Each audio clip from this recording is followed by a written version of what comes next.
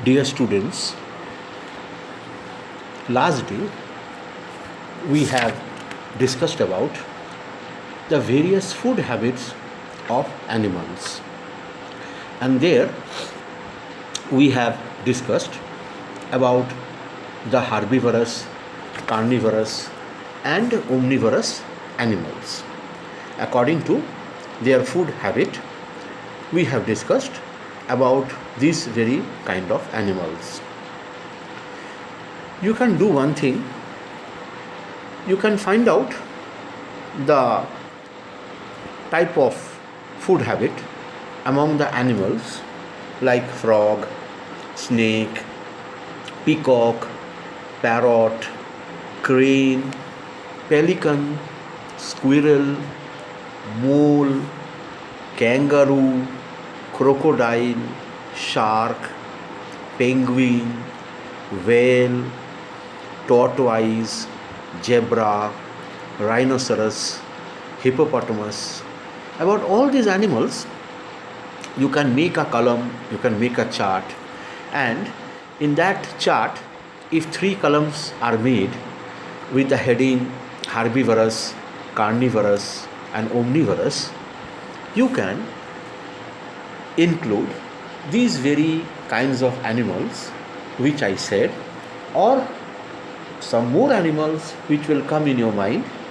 You just find out the type of food they eat, and according to that you can accommodate those animals in three different columns which we have named as herbivorous, carnivorous, and omnivorous. And in this way you can make a chart for yourself, and when again school will reopen, we can have a good project work over these very animals. Now, today, let us start our discussion on the constituents of food. Food contains various chemicals, substances required by our body. These chemical substances are called nutrients, and they can be broadly classified into 5 groups, that is carbohydrates, proteins, fats, minerals, and vitamins. Now, these are the 5 groups, as we said: carbohydrates, protein, fat, minerals, and vitamins. Now, then let us start our discussion on carbohydrates. What are carbohydrates? Carbohydrates are those foods which contains carbon, hydrogen, and oxygen. The bulk of what we eat consists of carbohydrates. The simplest carbohydrates are sugar like glucose and fructose. While glucose is found in grape juice, fructose is found in honey. Honey that we receive from the honeybee, that honey consists of fructose. Glucose can be broken down very quickly by the body to release energy. That is why it is given to patients and sports persons who require a quick supply of energy. Because you can easily understand, the sports person, while they are performing or they are taking part, they are participating in any outdoor games, a huge amount of energy is spended while they are performing or they are participating in that very outdoor sports. So as a result, they require a quick supply of energy, and that energy can be achieved by intake of some carbohydrates. Starch is another type of carbohydrate. Starch molecules are more complex than sugar molecules. In fact, they are formed by many molecules of sugar arranged in a particular manner. Since a starch molecule is like many sugar molecules put together, it contains more energy than a sugar molecule does. Remember that though starch is made up of sugar molecules, it is not sweet like sugar. We may have this wrong notion, this wrong idea.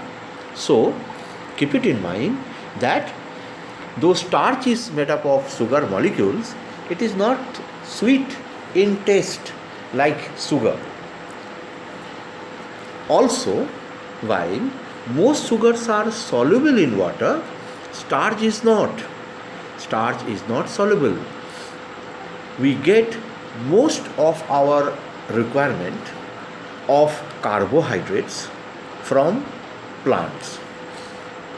Plants produce carbohydrates during photosynthesis and store them in the form of starch, sugar, and fats.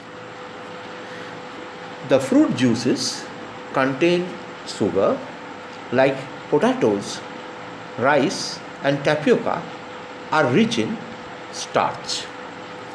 Cellulose, the substance which forms the cell walls of the plant cells, is also a carbohydrate. Now, how can we understand the presence of starch? There should be some confirmatory test. Yes, let us discuss about that also.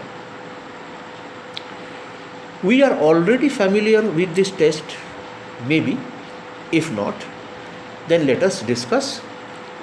We can add a few drops of an iodine solution to different food samples, say mashed boiled potatoes or mashed boiled rice. They all look more or less white in color. If the food sample contains starch, then take it granted that it will turn bluish black. The color will turn bluish black, and then we can understand, we can assure ourselves that the concerned sample of food is having some source of starch by the change of color to bluish black. So this is the confirmatory test for starch. Now, next comes fat. Fat, like carbohydrates, are compounds of carbon, oxygen, and hydrogen. However, 1 gram of fat gives double the energy provided by 1 gram of carbohydrate. The body takes longer to break down fat than to break down carbohydrates.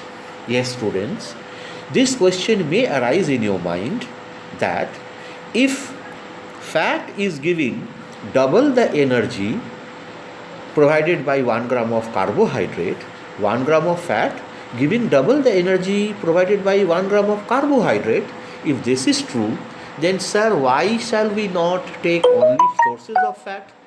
Why shall we not avoid carbohydrates? There the answer is, the body takes longer to break down fats than to break down carbohydrates. When there is quick requirement of supply of energy, carbohydrate is much more effective than fat. Moreover, for a newly born baby or an aged person who have crossed 80 years of their life, For them, it is very risky to have fatty food items, those food which are sources of fat.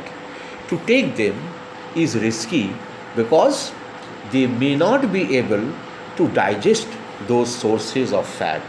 That is, the breakdown of that fat may not be may not be possible for those persons who have crossed their ages of 80 years or a newborn baby.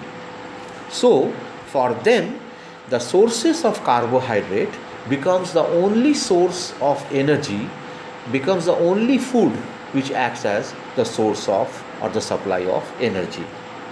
Now, we can store fat in our body but not starch or sugar. So this is an advantage so far as fat is concerned, which carbohydrate is not having. When we eat more carbohydrates than the body requires, they are converted into fat. Yes, that is possible. Fats are stored under the skin and around various organs like the liver and kidneys. The stored fat can be used whenever there is an extra demand for energy. So, fat not only serves as a bank of energy, but also it prevents the loss of heat from the body and cushion the internal organs. Yes, students, many times a situation arises when you are not taking your food regularly at regular interval of time. It can be a fasting due to some puja rituals. It can be during Saraswati Puja for giving Puspanjali. It can be the same during Durga Puja, or we may suffer from high fever when we are not able to take our normal food. We feel little bit having vomiting tendency. During all this emergency time, fat acts as a bank of energy. It will give us instant energy. Now, we get our supply of fats from which kind of food? The sources of food can be butter, ghee, oil, milk, egg yolk, meat, and so on. Nuts and seeds like almonds, groundnuts, and soybean also contain fats. Fats feel greasy and are insoluble in water. The amount of fats we need depends on age and physical activity. Laborers and sportspersons use up a lot of energy on physical activity, so they need more fats than do people who work in office. Yes, students, it is a true fact that the requirement of fat varies from person to person depending upon their professional life. If they are undergoing hard labor, then one kind of amount of fat is required. On the other hand, if we are passing our day without hard labor, then automatically the requirement for fat decreases. We also need more carbohydrates if we are performing hard labor. That is also true. Now, just like we said about the confirmatory test for presence of starch in any sample of food, same way we also have confirmatory test for the presence of fat in our body. Now, in this way, we are having the various kinds of process where we can find out the presence of fat. Let us see how we can perform that very activity. Fats leave a greasy spot on paper. If we put a drop of cooking oil and a drop of water on a piece of paper and wait for it to dry, the oil will leave a mark while the water will not. Let us hold the piece of paper up against the source of any light. The stained part will be translucent. We can try this test with butter, with coconut oil, with crushed mustard seeds, with groundnuts, or it can be almond, crushed almonds. With all these kind of sources of food, we can see the effect of this very food items against the paper, where we, as already said, the stained part will be translucent. This will assure us that there is surely presence of fat in the concerned food items.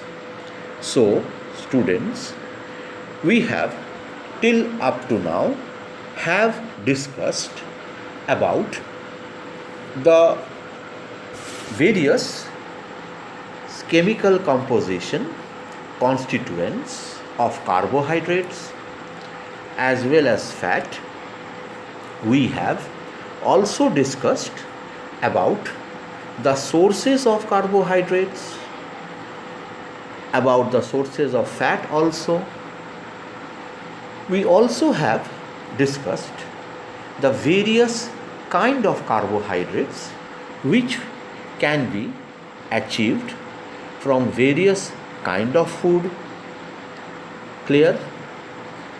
And finally, we have also discussed about the confirmatory test for starch as well as the confirmatory test for your second food item.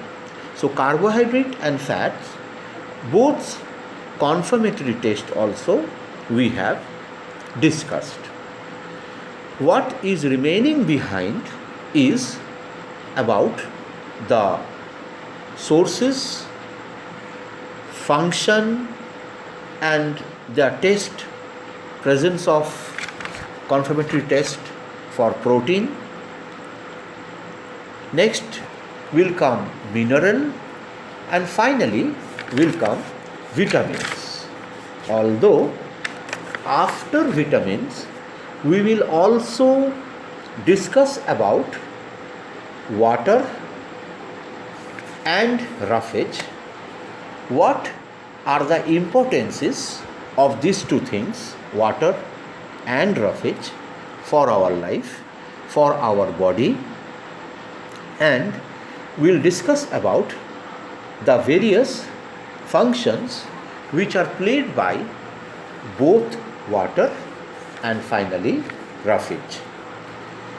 We will also discuss about the various diseases which may arise due to the less intake of vitamins and less intake of minerals. So, I think today we have discussed sufficiently regarding carbohydrates and fat.